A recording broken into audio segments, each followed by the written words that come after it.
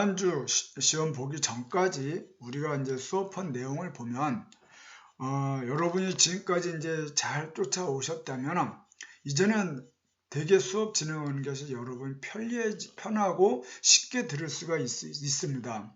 그래서 용어의 정의 부분과 또 이 부분들을 여러분이 이해하시고, 그래서 이제 공인중개사가 뭔지, 개업공인중개사가 뭔지, 소속공인중개사가 뭔지, 부칙육주에 의한 공인중개사가 무엇인지, 그리고 중개보조원이 무엇인지 이 개념을 여러분이 충분히 이해하신 상태라면 나머지 수업 진행하는 거는 되게 편하게 갈 것이고, 거기다 중개와 중개업, 그리고 중개 대상물이 무엇인지 이 내용까지만 여러분이 기본적으로 다 이해하셨다면, 그 이후에 이제 이번 31일 날 공인중개사 시험을 보시고 그 중에서 여러분 중에서 합격하신 분이 분명히 있을 것이라 봅니다.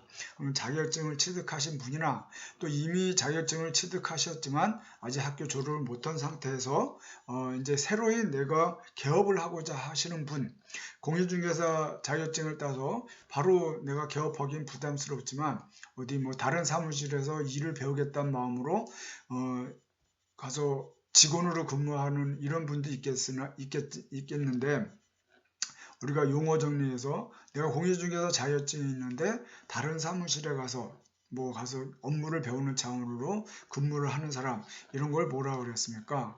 소속 공인중개사라 했죠. 그래서 그리고 내가 새로이 자격증을 딴 상태에서 개업을 하겠다, 이 사람은 개업공인중개사라고 그랬습니다. 그래서 이제 어떻든 다른 사무실에서 근무하다가 내가 다시 개업을 하고자 하든지, 아니면 이번에 자격증을 따서 졸업한 이후에 내가 사무실을 개업을 하겠다 하는 그 기준 속에서 이제 다 제가 얘기하는 이 기준 속에서 여러분이 쫓아오시면 되게 편하게 수업을 들어갈 수 있어요. 이제 자격증을 따가지고 내 사무실을 개설하고 싶어. 어떻게 개설을 할 건지 그 방법을 좀 알려주는 겁니다. 이 법을 통해서, 또 이 수업을 통해서. 그래서 먼저 공인중개사 자격증을 땄어. 사무실을 개설하고 싶어. 그럼 뭘 해야겠어요? 일단 내가 영업을 할 수 있는 사무실이 있어야겠죠. 이 사무실에 대한 이 법에서 어떤 사무실을 해야 된다고 합니까? 옛날에는 면적에 제한이 있었지만 지금 면적의 제한, 규모 이런 거 제한이 없어요. 단지 적법한 건물이고 적법한 용도에 된다고 그 부분에서 설명하고 있습니다. 그런 사무실을 여러분이 준비하시고, 또 내가 이 등록을 하기 전에 무엇을 해야 됩니까? 이 실무 교육을 받으셔야 합니다. 그럼 그런 부분을 다 마친 상태에서 내가 사무실을 개업하기 위해서 무엇을 해야 되냐? 먼저 이 등록을 하셔야 되는 거죠. 등록을 어디다 등록을 하는지, 누가 등록을 하는지, 등록의 기준이 뭔지, 그리고 등록의 절차가 어떻게 되는지, 그 결격 사유자가 무엇인지 이런 걸 배웠어요. 그럼 등록은 누가 어디다 합니까?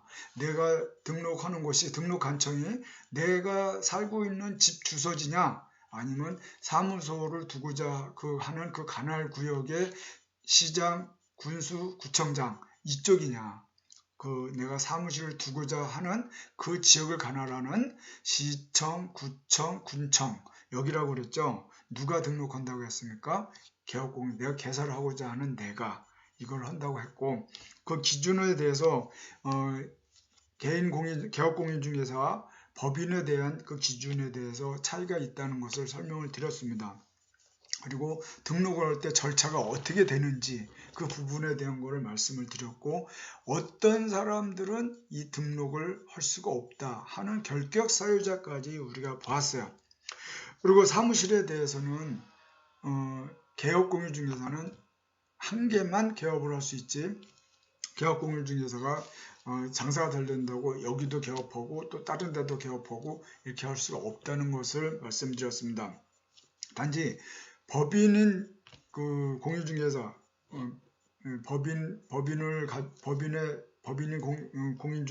중개법인이죠. 중개법인은 분사무소를 둘 수 있다고 했습니다. 이 분사무소는 법인이 있는 그 등록관청이 아닌 다른 지역, 주사무소가 있는 그 주사무소를 등록한 그 등록관청 지역이 아닌 다른 지역에 분사무소를 둘 수 있고, 이 분사무소는 한 개의 등록관청에 한 개만 둘 수 있지 두 개를 둘 수가 없습니다. 두 개 이상을. 그리고 또 이 분사무소에 대해서는 등록 간청을 틀린 지역에 대해서는 그 모든 등록 간청 지역에 자기 능력껏 다 분사무소를 들 수가 있습니다.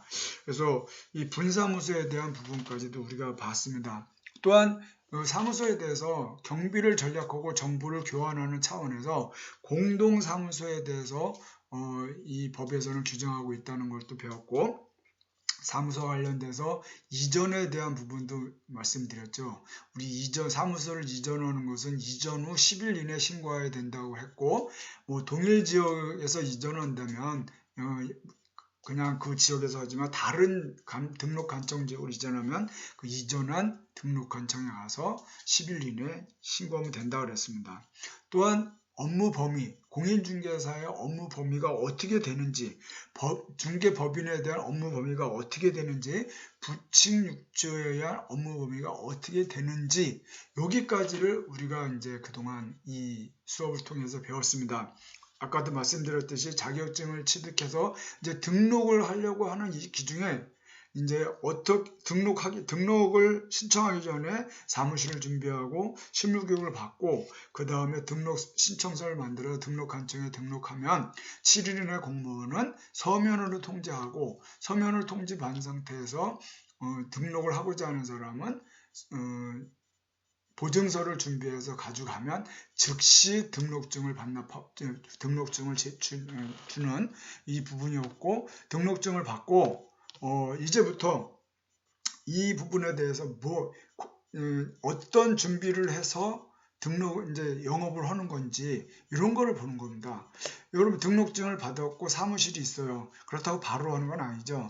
또 능력이 좋아서 뭐 혼자서 할 수도 있지만, 혼자서 아닌 뭐 고용인, 내가 직원을 좀 채용하고 싶다. 그럴 경우 어떻게 하는지, 또 그냥 여기 영업을 하는데 계약서에 도장을 찍는데 그냥 아무 도장이나 찍어야 하는지, 또 간판을 거는데 어떤 식으로 간판을 걸어야 되는지, 또 이 사무실에 게시할 내용들이 있는데 어떤 부분들을 게시를 어떻게 하는지, 광고를 하고 싶은데 어떻게 광고를 해야 하는지, 이런 내용들의 것을 쭉 전체에서 설명합니다. 그래서 이제 등록을 한 이후에 사무실을 공식적으로 오픈하기 이전까지 준비할 내용들이 무엇인지 이런 것들을 공부하는 겁니다. 그래서 첫 번째로 우리가 할 게 고용입니다.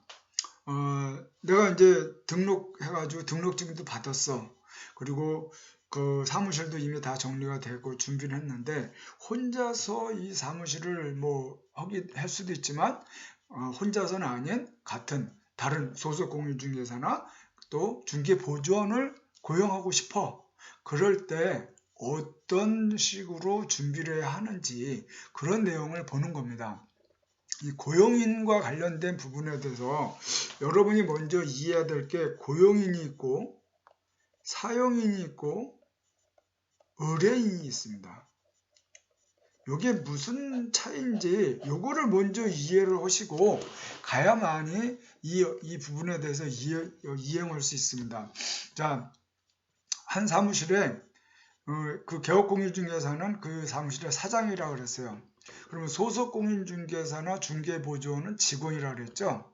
그러면 사장은 이 소속공인중개사나 중개보조원을 채용한 거예요.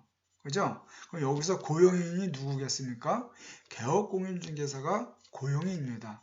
그러면 소속 공인중개사와 중개보조원을 뭐라 그러냐면 사용인이라고 그래요. 그럼 의뢰인은 뭐냐? 중개사무실에 와서 내가 물건을, 부동산을 팔든지 아니면 사든지 이 중개를 의뢰한 사람을 의뢰인이라고 하죠. 그래서 이 고용인에 대한 그 설명을 들어가기 전에 여러분이 꼭 먼저 이해해야 할 용어가 고용인이 누군지, 사용인이 누군지, 의뢰인이 누군지 이 개념을 먼저 이해하시고 들어가시면 여러분 쉽게 접할 수가 있습니다. 자, 오늘은 여러분 법전 기준으로 15조입니다. 15조. 지금까지 우리가 공부한 게 이 14조까지 해서 우리가 이 공부를 했어요. 법률 기준 15조에 개업공인중개사의 고용인의 신고 등 이렇게 나와 있습니다. 15조 1항을 보시면 개업공인중개사는 소속 공인중개사 또는 중개보조원을 고용하거나 고용관계가 종료된 때에는 국토교통부로 정하는 바에 따라 등록관청에 신고하여야 한다. 이렇게 돼 있고, 소속 공인중개사 또는 중개보조원의 업무상 행위는 그를 고용한 개업 공인중개사의 행위로 본다. 이렇게 돼 있습니다. 이 법전을 가지고 이 기본적인 부분에서 고용인에 대한 부분이 뭔지를 보는데, 여러분 교재는 106페이지입니다. 106페이지를 기준으로 해서 오늘 우리가 수업을 들어가는 것입니다. 106페이지를 보시면 여기 이제 고용인의 의의가 있고 사용인의 구분이 있습니다. 그래서 아까도 말씀드렸듯이 고용인은 결국은 누구겠어요?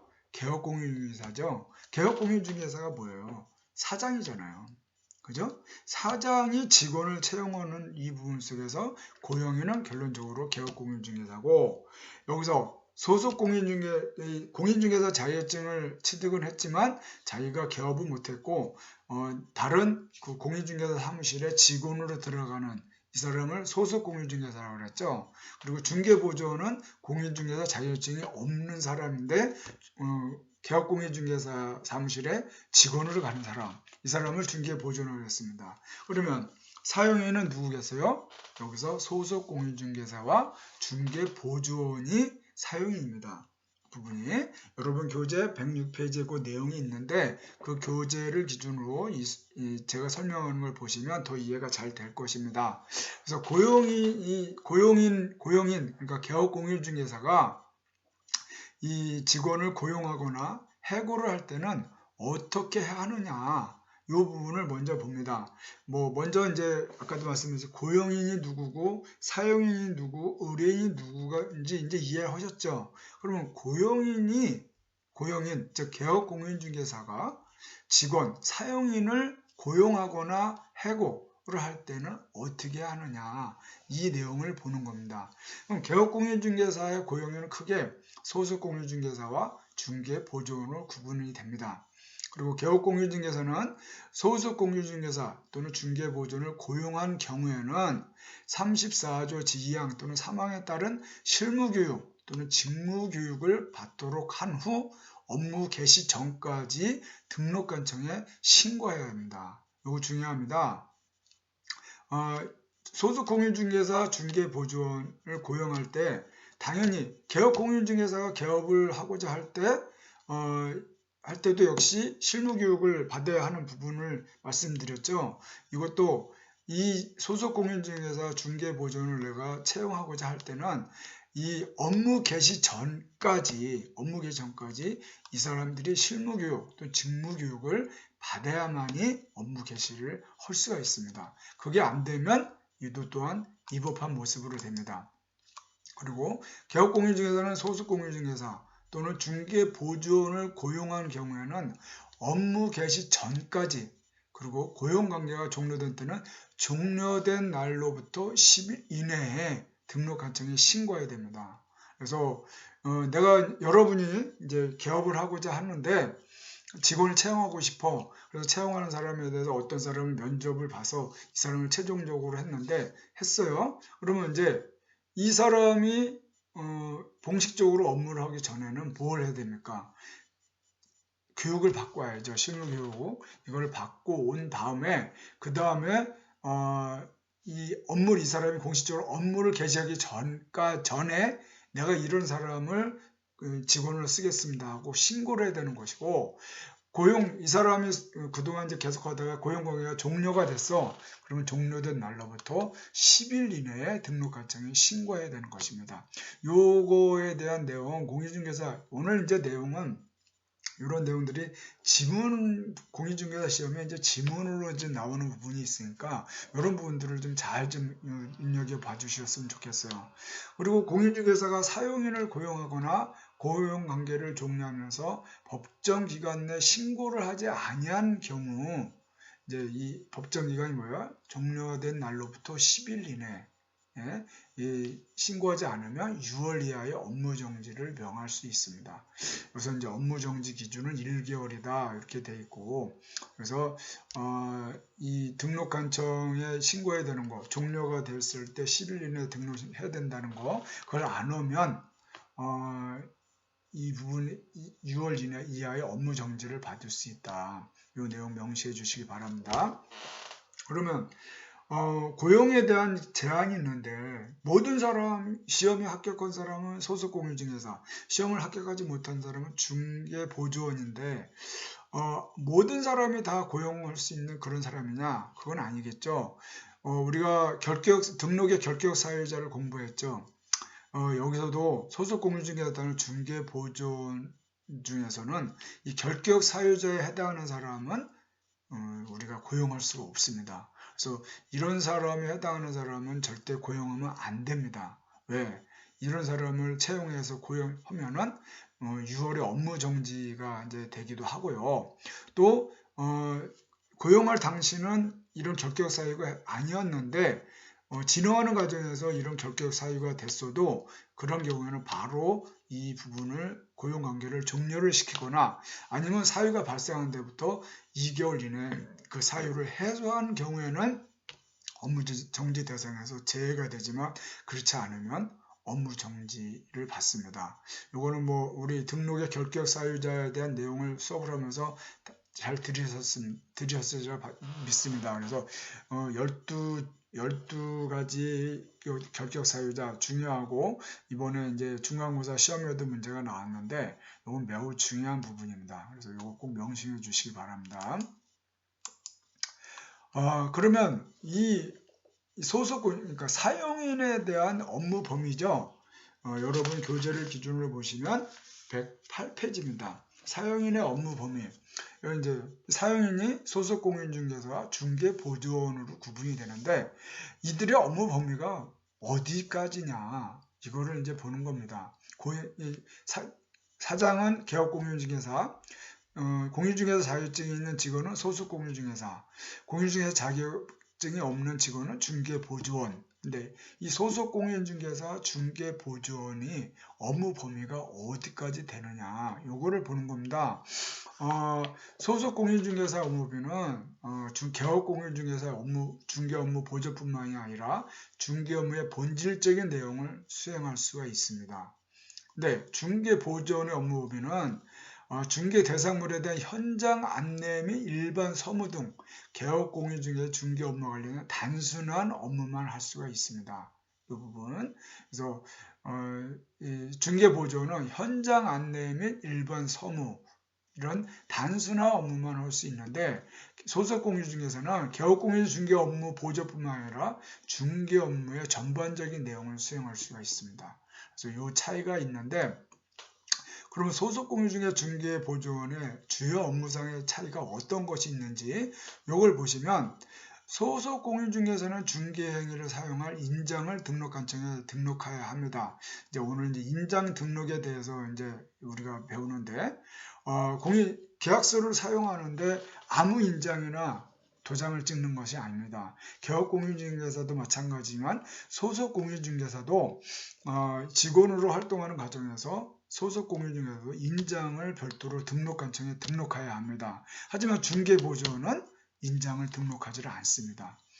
소속공인중개사가 중개행위를 한 경우에는 확인설명, 중개대상물의 확인설명 의무를 이행해야 합니다. 소속공인중개사는. 하지만 중개보조원은 중개대상물에 대한 확인설명 의무를 이행하지 않습니다. 소속공인중개사는 거래계약서를 작성할 수 있습니다. 하지만 중개보조원은 거래계약서를 작성할 수가 없습니다. 소속공인중개사는 확인 설명서와 거래계약서에 또 자기가 서명 날인을 해야 합니다. 하지만 중개보조원은 이 서명 날인을 할 수가 없습니다. 소속공인중개사는 부동산 거래신고를 개업공인중개사를 대신하여 신고할 수 있습니다. 하지만 소속공인중개사는 개업공인중개사 기본윤리를 준수해야 합니다. 그리고 중개보조원은 거래신고를 할 수 없고 그리고 이 기본윤리, 개업공인중개사에 지켜야 할 기본윤리를 소속 중개보조원은 물론 기본적인 건 당연히 해야겠지만 더 이상 꼭 해야 되는 그 사항은 아닙니다. 이 부분이. 그래서 이 내용 차이점 여러분이 잘 보시고 이제 잠시 후 이 책임에 대한 부분을 계속해서 보겠습니다.